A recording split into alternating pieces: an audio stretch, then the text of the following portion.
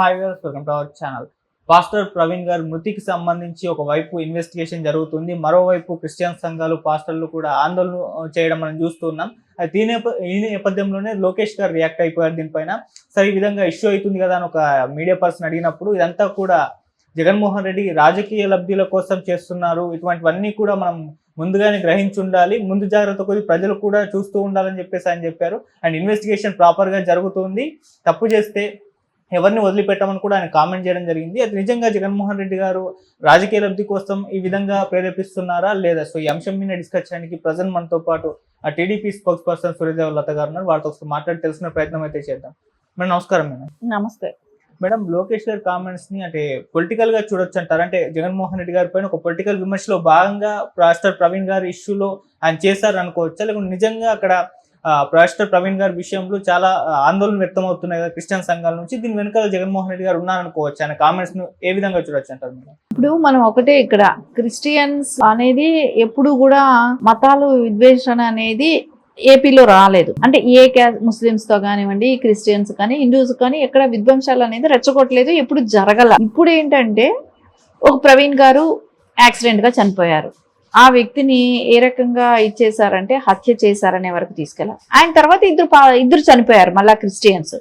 కానీ వాళ్ళు ఏం పాస్టర్స్ కాదు. ఇంకోటి ఏంటంటే ఎక్కడా కూడా హిందువుల్ని ద్వేషగా మాట్లాడలేదు. హిందువులు కానివ్వండి, ముస్లిమ్స్ కానివ్వండి, ఎక్కడ మాట్లాడలేదు. అదే ప్రవీణ్ గారు ఏంటంటే సీతమ్మార్ని గురించి మాట్లాడటం కానివ్వండి, హిందువులు ఇది కూడా అంటే కొన్ని ప్రసాదాలు తినకూడదని కానివ్వండి, ఇట్లాంటివన్నీ కూడా చాలా రకాల మాట్లాడటం కానివ్వండి, ఇవన్నీ జరిగాయి. ముస్లిమ్స్ కూడా అలాగే ముస్లిమ్స్ మహిళల్ని కూడా కించపరిచినట్టు మాట్లాడటం కానీ ఇవన్నీ జరిగాయి. సో దాన్ని వీళ్ళు తీసుకోవటం మొదలు పెట్టారు. అంటే ఆయన కాంట్రవర్షియల్ గా మాట్లాడాడు కాబట్టి కుటుంబ ప్రభుత్వం ఆయన్ని లేకుండా చేయాలనే ప్రయత్నం చేసింది అనే ఆలోచన ప్రజల్లోకి తీసుకెళ్లాలనే ప్లానింగ్ కి వచ్చారు.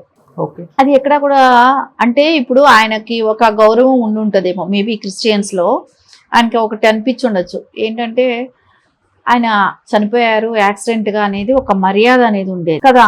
ఇప్పుడు యాక్సిడెంట్ గా చనిపోయారు, యాక్సిడెంట్ లో అంటే అయ్యో పాపం అనిపించేది ఎవరికైనా, అయ్యో పాపం అలా ఎలా చనిపోయారు. కానీ ఆయన్ని చిలవలు పలవలు చేసి ఆయన విషయాన్ని రాద్ధాంతం చేసి కొంతమంది పాస్టర్స్ ఏమంటే ఆయన చావుని కూడా అంటే ఇప్పుడు నేను గతంలో కూడా చెప్పాను, ఒక ఆధిపత్య పోరు అనేది వాళ్ళల్లో ఉంటది. ఆయనకన్నా నేను పెద్ద పాస్టర్, ఆయనకన్నా నేను బాగా స్పీచ్ ఇవ్వగలుగుతాను అంటే వాళ్ళకి ఆయన చనిపోయారనే బాధ కన్నా కూడా అక్కడ ఈ టైం నేను ఎలా యూజ్ చేసుకోవాలి, అది ఇప్పుడు మనం ప్రభుత్వాన్ని వ్యతిరేకిస్తూ మాట్లాడుతున్నాం. వైసీపీ సపోర్ట్ ఉంది వాళ్ళకి. సో దీన్ని ఇంకా రెచ్చగొట్టే మాట్లాడాలి. అక్కడ నుంచి ఫండ్స్ వస్తున్నాయి. సో నేను ఇప్పుడు దీన్ని ఎలా క్యాష్ చేసుకోవాలి, నేను దీన్ని ఎలా మాట్లాడాలి, దీన్ని ప్రజల్లోకి ఎలా తీసుకెళ్ళాలి అనే ఆలోచనతో నోటుకు వచ్చినట్టు మాట్లాడటం. అండ్ ఇప్పుడు పోలీసు వ్యవస్థకైనా సరే గవర్నమెంట్కైనా ఎలా ఉంటది, ఈయన ఎంత మారి ఏదో రకంగా వెళ్ళిపోతే రేపు ప్రజల్లో విధ్వంసాలు అనేది. ఇప్పుడు క్రిస్టియన్స్ అందరూ చెడ్డవాళ్ళనే అనలేరు, హిందువులు అట్లాంటివి ఉండదు. సో ఇప్పుడు ఊర్లలోకి వెళ్ళినా ఎక్కడ వెళ్ళినా అందరూ కలిసిమెలిసి ఉంటారు. ఈ కొంతమంది ఆలోచన ధోరణితో ఏమవుతుందంటే వీళ్ళిద్దరికీ గొడవలు స్టార్ట్ అవ్వాలి. సో వైసీపీ పార్టీ కానివ్వండి వాళ్ళంతా మనం ఎంజాయ్ చేయాలి, గవర్నమెంట్ పడిపోయే విధానంగా అయినా కూడా మనం పనిచేయాలన్నంత ఆలోచనకి వెళ్ళిపోయారు, తీవ్రంగా ఆలోచించేశారు. అది ఎట్టి పరిస్థితుల్లో జరగకపోయినా వీళ్ళ ఆలోచన విధానం ప్రజల్లో ఒక భయం అనేది ఏపీలో ఒక భయానక వాతావరణం తీసుకురావాలనే ఆలోచనకి వెళ్ళిపోయారు. అదేదో హత్య చేసినట్టు ఈ రకంగా రూమర్స్ అన్ని క్రియేట్ చేయటం ఇవన్నీ చేశారు. సరే, అవన్నీ చేయటం ఒకటి. పోలీస్ ఎంక్వైరీలో ఏం తెలియదు అంటే ఆయన హైదరాబాద్ నుంచి ప్రయాణించడం దగ్గర నుంచి ఆయన చనిపోయే వరకు సీసీ ఫుటేజ్ తీశారు. సో ఆయన ఎక్కడెక్కడ ఫోన్ పేలు చేసింది, ఇప్పుడు సీసీ ఫుటేజ్ తీసిన దాన్ని కూడా వీళ్ళు ఏ రకంగా డే టు టైంతో సహా చూపెడుతుంటే కూడా మళ్ళా వీళ్ళు ఎక్కడో ఒకళ్ళని అదేలాగా కలర్ షర్ట్ టీ షర్ట్ వేసి అదేలాగా మాస్క్ ఉన్నది చూపెడితే ఈయన మాస్క్ తీసేసి కొంచెం ఏదో ఎవరినో పెట్టి ఫోటో తీసి దాన్ని పక్కన పెట్టి చూపెడుతూ కొంతమంది ఒక సైకోయిజం అనాలి ఇలాంటి వాళ్ళని చూస్తే. అంటే మీరు కొట్టుకు చావాలరా అని వీళ్ళ ఆలోచన, మీరు ఏమైనా అయిపోండి, అంతేగాని దీన్ని మేము హత్యగా చిత్రీకరిస్తాం అనే ఆలోచన. ఇప్పుడు ఫోన్ పే అనేది వాళ్ళ కుటుంబ సభ్యులకు తెలుస్తుంది. ఆ ఫోన్ పేలో నుంచి ఎంత అంటే అకౌంట్ నుంచి ఎప్పుడు ఎక్కడ ఎంత ట్రాన్సాక్షన్ జరిగింది అనేది. మందు కొన్నప్పుడు అదే మా లిక్కర్ షాప్ దగ్గర అదే దొరికింది, పెట్రోల్ బంక్ దగ్గర, ఇవన్నీ డే టు టైంతో సహా వాళ్ళకి తెలుస్తున్నాయి కదా. సో వాళ్ళ కుటుంబం కన్నా ఎక్కువ తెలుసా వీళ్ళకి? తెలియదు కదా. సో డ్రింక్ చేస్తారా చేయరా అనేది, ఇప్పుడు పాస్టర్స్ అందరూ తాగకూడదు అనేది రూల్ అయితే లేదు కదా వాళ్ళకి. ఇప్పుడు అదే హిందువుల పౌరోహిత్యంలో అయితే నాన్ వెజ్ తినకూడదు, డ్రింక్ చేయకూడదు అనేది అయితే ఉంటది ఖచ్చితంగా. పాస్టర్స్ కి అది నియమం కాదు, నియమం లేదు. సో వాళ్ళు ఎవరు డ్రింక్ చేయకూడదు అనే నియమం లేదన్నప్పుడు వాళ్ళు తాగటంలో వాళ్ళకి తప్పు కాదు. తప్పు కాదన్నప్పుడు ఆయన తీసుకుంటే తప్పు ఎలా అవుతుంది? కాకపోతే మోతాదు ఎక్కువ అయి ఉండొచ్చు మేబీ. సరే ఆయనకి స్పృహ లేకుండా ఉండొచ్చు. సరే ఆయన చనిపోయిన దాన్ని మనం ఎలా క్యాష్ చేసుకోవాలి అనే ఆలోచనలో వైసీపీ వాళ్లే కానివ్వండి, కొంతమంది పాస్టర్స్ వాళ్ళు రెచ్చగొట్టి మాట్లాడిచ్చిన విధానం కానివ్వండి. సో ఈ నాటకీయతంతా వారం రోజులు ప్రజలందరూ చూశారు. అంటే ఎప్పుడు కూడా ఆంధ్రప్రదేశ్ లో మత విధ్వంసాలు రెచ్చగొట్టి గొడవలు జరిగింది ఎక్కడా లేదు. నిన్న పెట్టిన ప్రెస్ మీట్ లో షర్మిల గారు మాట్లాడటం కూడా జరిగింది.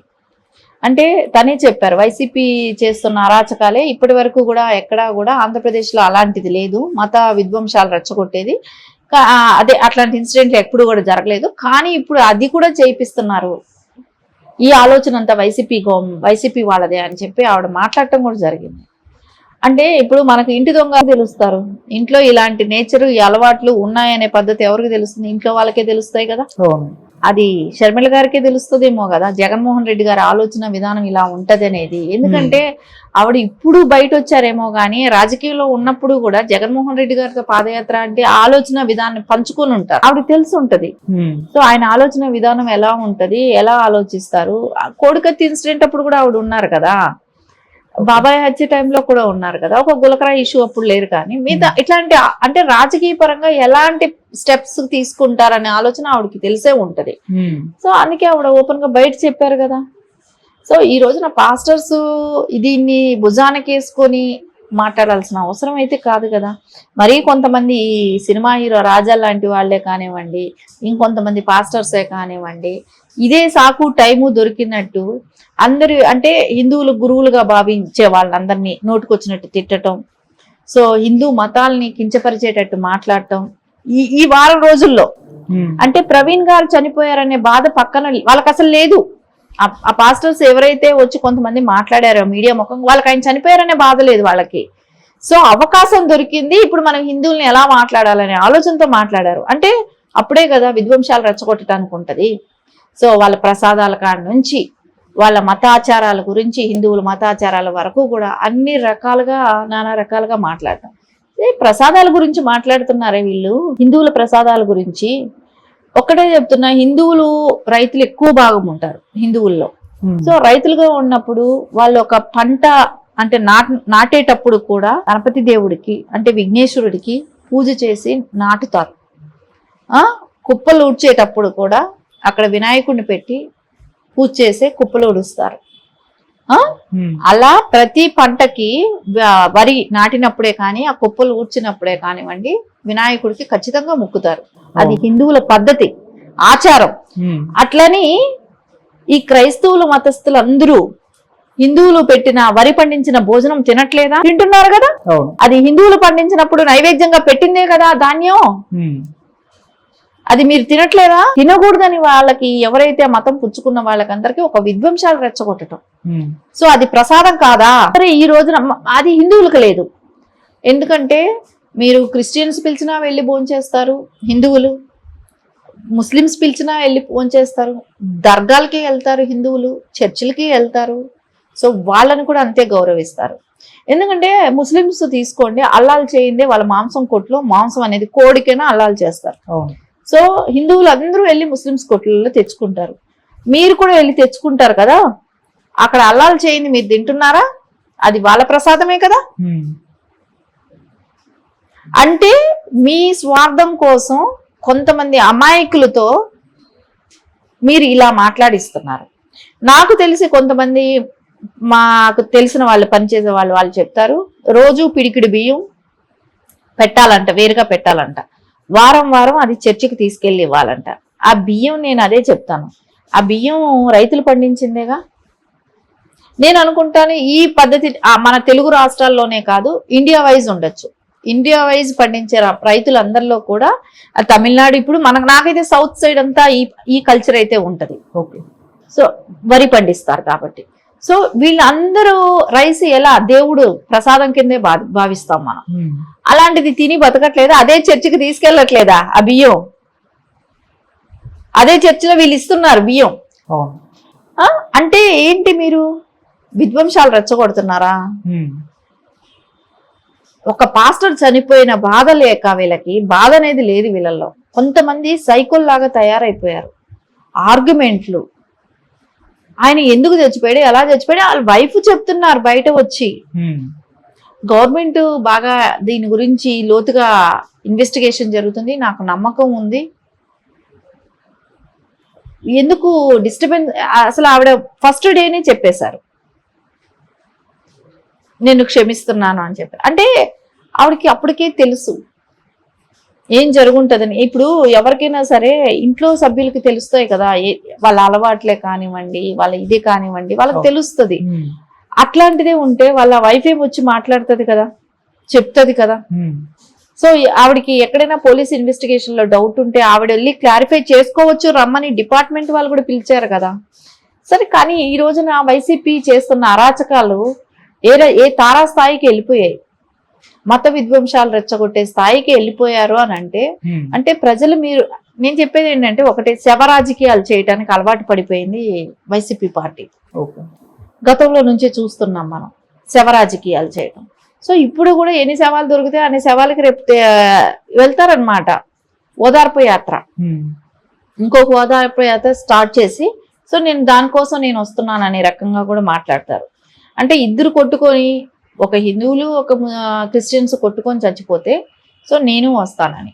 సో దాన్ని మళ్ళీ ఇంకోటి కూడా మీరు చూడండి, దాన్ని ముస్లిమ్స్ కూడా ఆపాదించారు. ముస్లిమ్స్ కూడా చంపేశారు, ఆయన చంపేశారేమో అనేది కొంతమంది ముస్లిమ్స్ మీద కూడా పెట్టారు. అదే ముస్లిమ్స్ తో కౌంటర్ గా కూడా ఇప్పించారు వైసీపీ వాళ్ళు, అదే సోషల్ మీడియాలో పెట్టారు. అంటే దీని వెనకాలంతా ఎవరున్నారు? వైసీపీ వాళ్ళు చెప్పినట్టు కొంతమంది పాస్టర్స్ మాట్లాడటం, విధ్వంసాలు రెచ్చగొట్టేటట్టు హిందువులకి ముస్లిమ్స్కే కానివ్వండి క్రిస్టియన్స్ 3 కొట్టుకోవాలి. సో ఇది వాళ్ళ ప్లాన్, వాళ్ళ స్కెచ్. సో ఇవన్నీ బెడ్స్ కొట్టాయి. ఈ రోజున ప్రతిదీ ఆయన టైం టు టైం ఎక్కడెక్కడ ఉన్నాడు, ఒక 3-4 గంటలు ఆయన కనపడకపోతే కూడా ఎక్కడ ఉన్నాడు ఏంటి, ఇవన్నీ క్లియర్ గా ఒక పిక్చరైజేషన్ వచ్చేసిన తర్వాత ఏమి చేయలేని పరిస్థితి. సో లోకేష్ గారు కూడా అదే అనింది. కానీ చాలా చాకచక్యంగా పోలీసులు ప్రతిదీ మినిట్ టు మినిట్ ఆయన ఎక్కడెక్కడ ఏమేం చేస్తున్నాడు అనేది మొత్తం క్లారిటీ తీసుకోబట్టి ఈ రోజు ప్రజల్లో కూడా అందరికీ కూడా ఒక నమ్మకం వచ్చింది. సో ఒకవేళ మేబీ సీసీ ఫుటేజ్లు ఎక్కడా దొరకలేదు అనుకున్నప్పుడు ఏ రకమైన కల్లోలం సృష్టించేవాళ్ళు? అంటే లోకేష్ గారు కూడా అదే అంది, మత విధ్వంసాలు రెచ్చగొట్టడం కోసం చేస్తున్న ప్రయత్నాలు ఇవన్నీ. ప్రవీణ్ గారిని కూడా వాడుకున్నారు, చనిపోయిన వాళ్ళకు కూడా గౌరవం ఇవ్వకుండా. సో ఆయన కూడా అడ్డం పెట్టుకొని శవ రాజకీయాలు చేశారనేది లోకేష్ గారు అంటాం కూడా జరిగింది.